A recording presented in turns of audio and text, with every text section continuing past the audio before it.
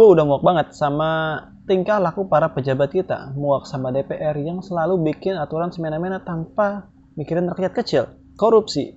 Padahal gaji sama tunjangan mereka tuh udah gede banget. Bolos saat rapat, ada yang tidur, ada juga yang main Candy Crush. Padahal mereka tuh lagi rapat ngebahas soal nasib masyarakat. Studi banding ke luar negeri lah, yang isinya tuh cuma jalan-jalan doang, sama bandingin negara maju dengan negara kita. Yang kita semua udah tahu bahwa itu tuh jauh banget bedanya. Dan yang lebih parahnya lagi adalah saat kita mengkritik kebijakan mereka, mereka malah balik nyalahin kita. Bukannya introspeksi diri, mereka malah defensif. Makanya waktu kemarin muncul aksi demo, lalu ada seruan untuk bubarin DPR, ya gue paham banget kenapa emosi rakyat itu bisa meledak. Tapi sabar dulu, karena sejarah tuh udah nunjukin bahwa pembubaran DPR itu bukanlah solusi. Malah ini bisa bikin keadaan makin parah lagi. Simak video ini sampai akhir biar kalian gak salah paham.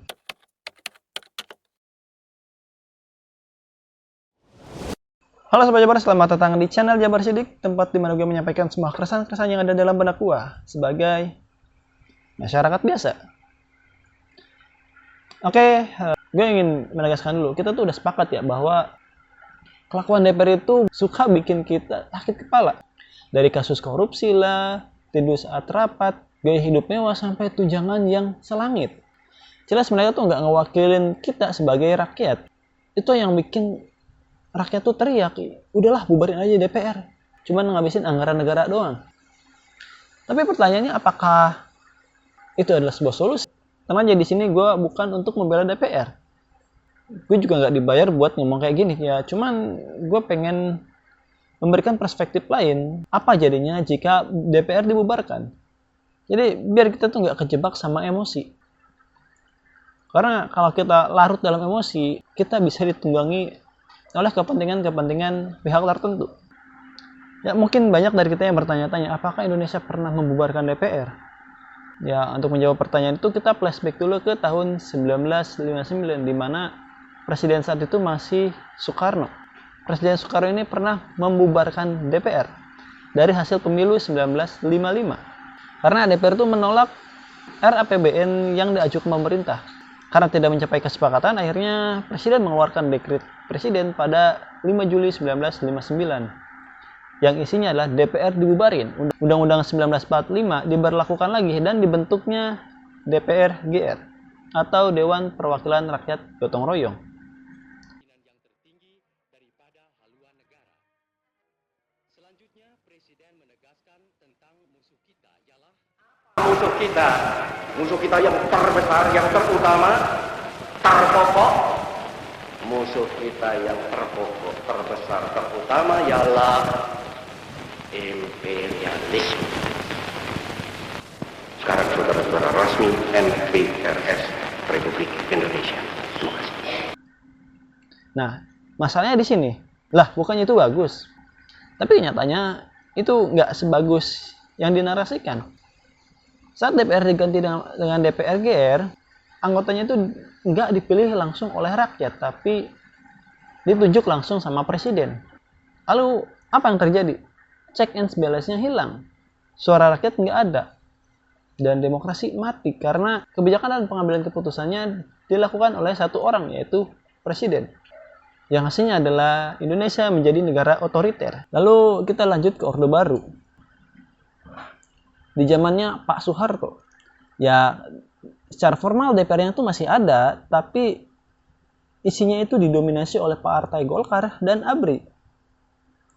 Dan fungsinya, ya DPR cuma jadi stempel kebijakan pemerintah doang. Jadi saat pemerintah mengambil keputusan, ya DPR cuma mengiyakan doang. Namanya doang yang DPR, tapi isinya kayak boneka pemerintahan. Dan 32 tahun kita hidup dalam sistem otoriter yang suara rakyat tenggelam. Dan di masa itu, kalau misalkan lu menyuarakan ketidakadilan lu, yang meskipun itu tujuannya hanya untuk bertahan hidup, lu bakal dicap sebagai premanisme dan bisa jadi lu bakal hilang. Ya mungkin yang pernah mengalami zamannya Soeharto akan relate dengan apa yang terjadi pada masa itu. Jadi ya, sejelek-jeleknya DPR, seburuk-buruknya DPR, mereka harus tetap ada sebagai instrumen negara demokrasi. Karena kalau nggak ada mereka, presiden memiliki kekuatan yang mutlak, menyebabkan negara menjadi otoriter. Coba kita berkaca pada negara tetangga yang dekat sekali di Indonesia, yaitu Myanmar. Pada tahun 2021, militer mengambil alih kekuasaan dan parlementernya dibubarin.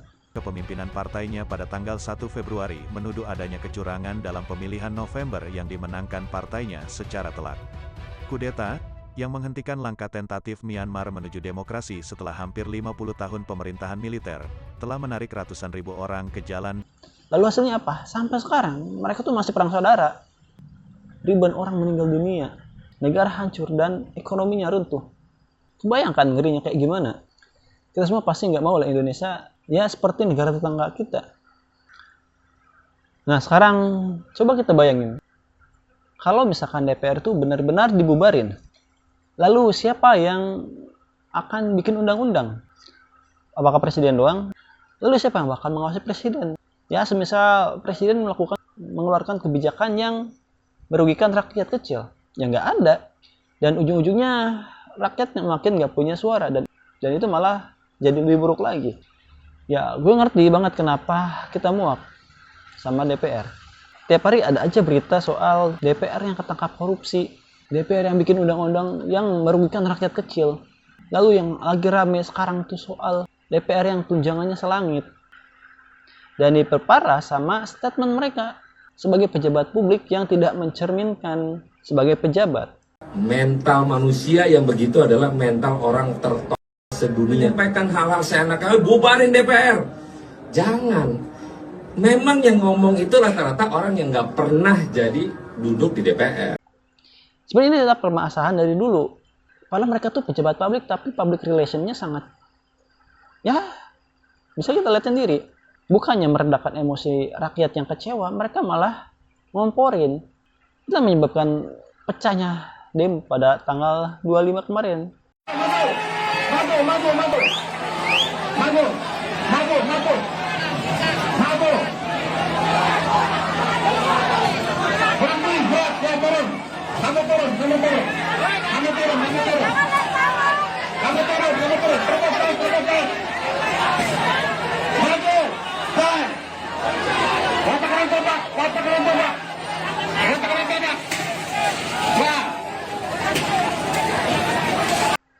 Yang menyebabkan kerusuhan di mana-mana.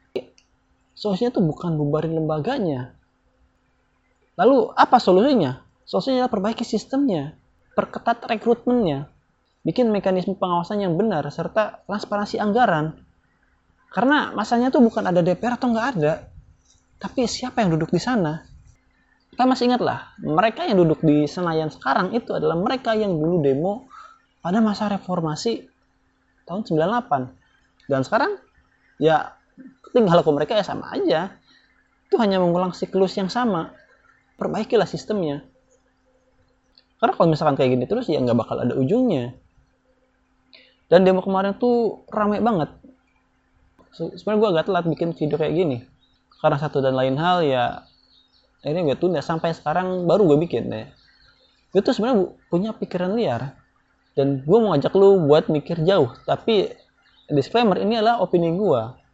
Dan jangan ditelan mentah-mentah. Ya, gue curiga gitu. Apa jangan-jangan keributan ini tuh soal bubarin DPR. Ini adalah skenario tersembunyi. Kalian pasti masih ingat lah soal revisi Undang-Undang TNI dan Polri yang memungkinkan militer untuk masuk ke jabatan sipil. Dan kita semua pasti tahu lah, presiden kita yang sekarang itu kan mantan militer. Ini pikiran jeleknya gue ya. Gimana kalau misalkan demo ini tuh sebenarnya, ya meskipun emang benar ini adalah murni karena kesalahan kita, tapi gue yakin ini ditunggangi sama pihak-pihak tertentu. Kerusuhan yang besar sehingga itu jadi alasan pemerintah untuk melakukan darurat militer.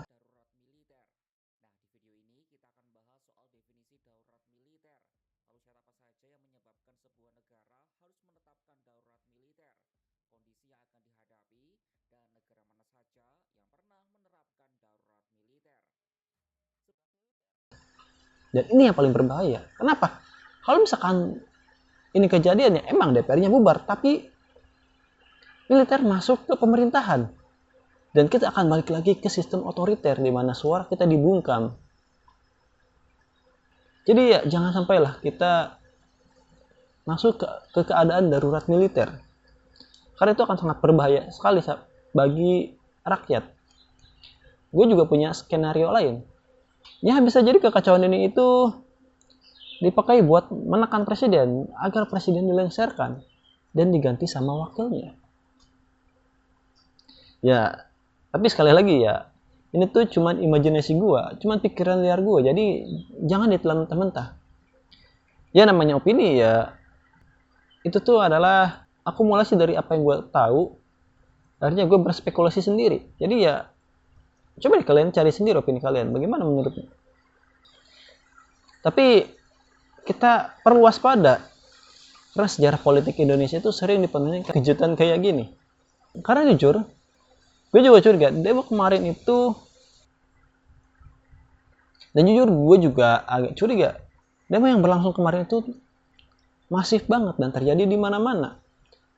Dengan tujuan yang sama, yaitu untuk bubarin DPR. Pertanyaannya adalah siapa sih koordinatornya? Dan belakangan itu gue lihat demonya itu makin anarkis. Sampai ada perusakan fasilitas umum, pembakaran, sampai penjarahan.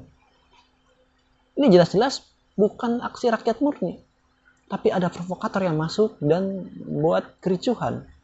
Yang mungkin ini adalah skenario yang disengaja agar demo itu terlihat rusuh sehingga pemerintah memberlakukan darurat militer. Jujur gue sedih banget karena kita sebagai rakyat tuh kasihan banget ya. Waktu pemilu mereka ngamis-ngamis minta suara agar mereka dipilih jadi wakil rakyat. Tapi saat kita menyampaikan aspirasi sebagai rakyat malah ditunggangi sama kepentingan pihak lain. Demo kemarin memang murni akibat rasa kecewa rakyat kepada pemerintah. Tapi ya bisa kita lihat secara jelas ya, demo kali ini tuh ditunggangi sama kepentingan yang tujuannya kita nggak tahu apa. Ini juga banyak dibahas di berbagai tempat. Jadi lagi-lagi apa, rakyat kecil yang jadi korbannya. Jadi karena gue lihat di berbagai media udah banyak provokasi, bahkan udah kelihatan yang pembakaran yang terjadi di aksi demo dimanapun itu orang yang nggak dikenal dan nggak tahu itu berasal dari mana. Jadi ya hati-hati. Dan yang sangat disayangkan adalah kemarin di demo kemarin ada korban jiwa, dan gue ucapkan duka cita sedalam-dalamnya untuk para korban di demo kemarin.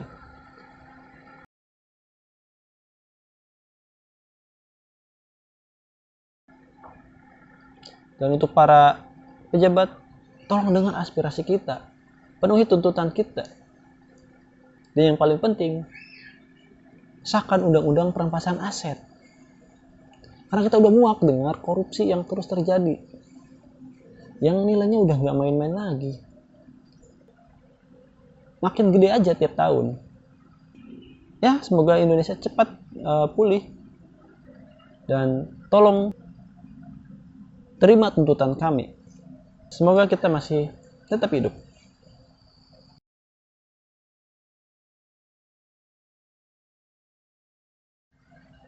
Oke, mungkin itu aja keresahan gue kali ini. Bagaimana menurut lo? Apakah bubarkan DPR itu adalah sebuah solusi atau justru ini adalah jebakan politik? Coba tulis di kolom komentar. Oke, sekian. Terima kasih sudah nonton video ini sampai akhir. Gue Jabar Sidik. Izin pamit. Salam keresahan.